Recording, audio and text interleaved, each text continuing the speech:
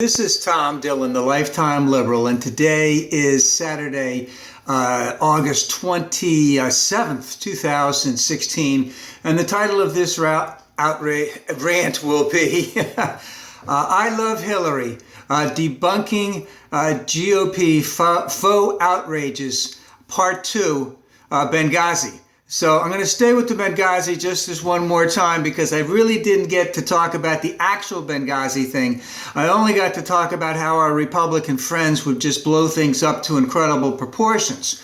So we had a lot of this stuff on Benghazi. Remember, we're coming up on the 4th anniversary of Benghazi. I think its final legs are there, but lo and behold, somewhere it'll be re-erected again. But the whole premise of the whole Benghazi thing after Obama got elected president was basically, we've got to tie, the Republicans says, we've got to tie this to Hillary, and we've got to make her look like a monster, make her look like she's a cutthroat heathen, make her look like she deliberately wanted to be a part of the murder of one of our U.S. ambassadors overseas. Obviously, which isn't even remotely close. But what we have here is situations where the Republicans take a little bit of this and they make it into something that's about 10 miles long. So it has a little bit of kernel of truth to something in there, something related to something related to something, and then they blow it up all out of proportions. But the main gist of the Part 2 aspect of all of this is that after it was established that Benghazi, number one, had some legs. Number two, it could be something that they could show on the right-wing media on a consistent basis and get ratings for and also get money for, as the Republicans would send out those emailers to draw money so they could get after that murderous traitor Hillary. So after the Republicans had decided that, all of a sudden there started to be all of these committees that were being formed, one after the other, after the other, after the other, going after Hillary in reference to Benghazi. All kinds of people were subpoenaed, all kinds of records were subpoenaed, all kinds of documents from all over the place that had nothing to do with it, but it had to fall under that umbrella somewhere in there of Benghazi. Just got kicked, just one after the other, after the other, after the other. And then all of the stuff that started coming out in terms of the people who said that they were there, in terms of the stand-down orders that they said that they got, in terms of the ability of fighter pilots that could have been there in 3 minutes or 5 minutes or whatever the time frame was, but no, they couldn't have been remotely close to being there in that time. And we had all these committees that were looking into all of this stuff. And guess what? None of them found Dick. None of them found Squadouche. Nothing. Nothing to pin Hillary to all of that. But the thing is, the innuendo, let's just say extrapolating from a little minutia bit of information and making it into it, the public airways became the trial, the execution, the trial, the guilty, the conviction of Hillary, and the execution of Hillary on this all over the place. So it was done, in a fashion that was relentless day in and day out. It just kept on getting legs. So as soon as a committee that was established by the Republicans for the Republicans to get additional, to draw money from, to embarrass, to do all that stuff to Hillary, they found nothing to pin on her. So what did they do? They formed another committee, and then they formed another committee, and nothing was done on it. One of them was supposed to be the definitive one on her. They were going to nail her ass to the wall. And I don't remember which one it was, 3, 4, 5, 6. They let it out very quietly, I believe around 6 p.m. on the Wednesday before Thanksgiving. It's some 1 year. The football and Thanksgiving were the next day. Black Friday was the next day. And people were traveling all over the place. So they quietly let it out. And because there was nothing in it whatsoever. I remember on one of them, they They subpoenaed Sidney Blumenthal, who was a confidant. He did some work in the Bill Clinton White House. He knew Hillary, and here's the thing. All these politicians, all of these people, they have all kinds of people that they talk to all the time. Their surrogates talk to them. Their surrogates talk to Sidney Blumenthal. Sidney talks to Hillary.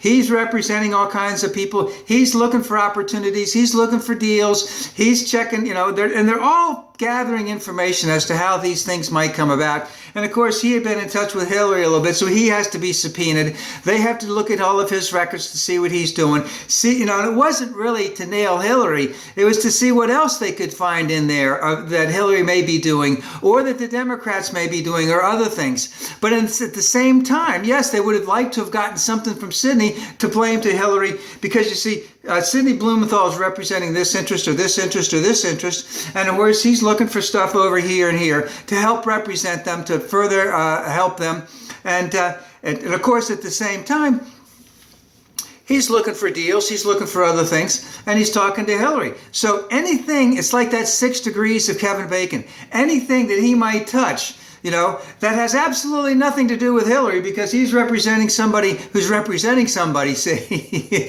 that all gets nailed to Hillary.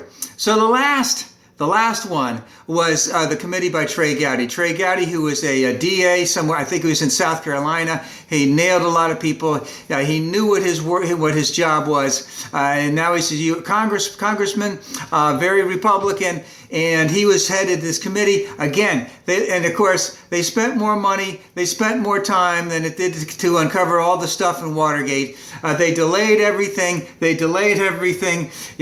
wanted to have everything secret. And remember, I don't know, did Hillary speak before that one or the one before? Let's go to the one before where Hillary spoke. Remember, she spoke there for 11 hours. And there were quite a number of tense situations that had gone on in there. But and the essence of the whole thing is there was nothing that all of those Congress people tried to do to nail her to something that actually had any legs whatsoever.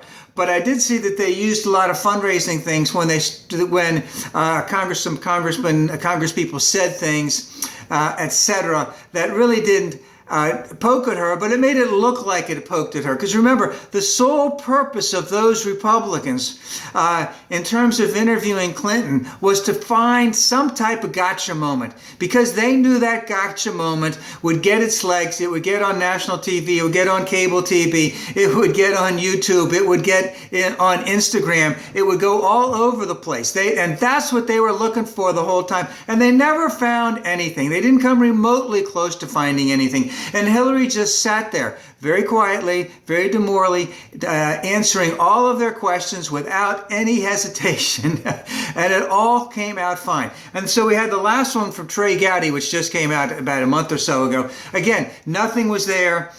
You'd think that it's been put to rest. It hasn't been put to rest. It is still going to revive itself. But the whole part of this whole thing is this was a tragedy.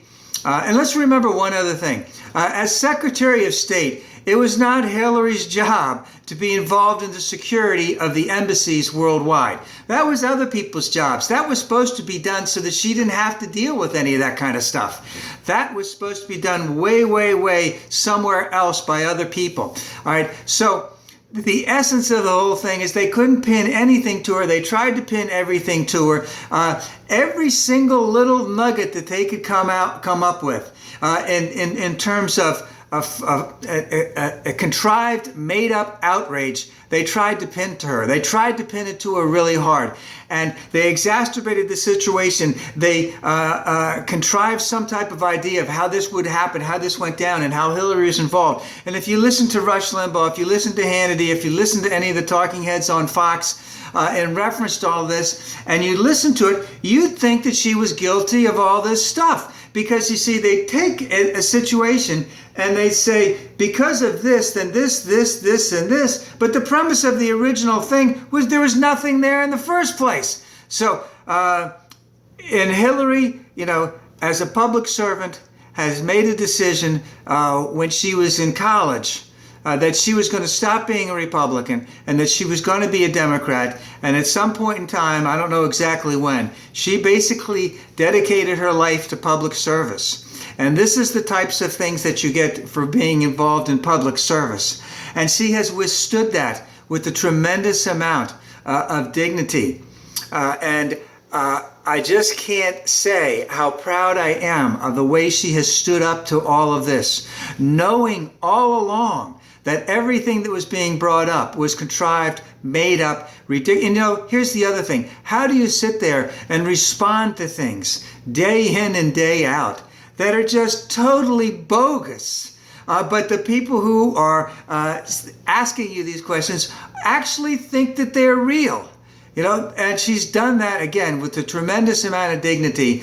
And of course, we know who she's running against, and it really should be a slam dunk. Unfortunately, it's not going to be. There's 70-some days till the election. But let's get rid of that one outrage, and let's put it to rest forever.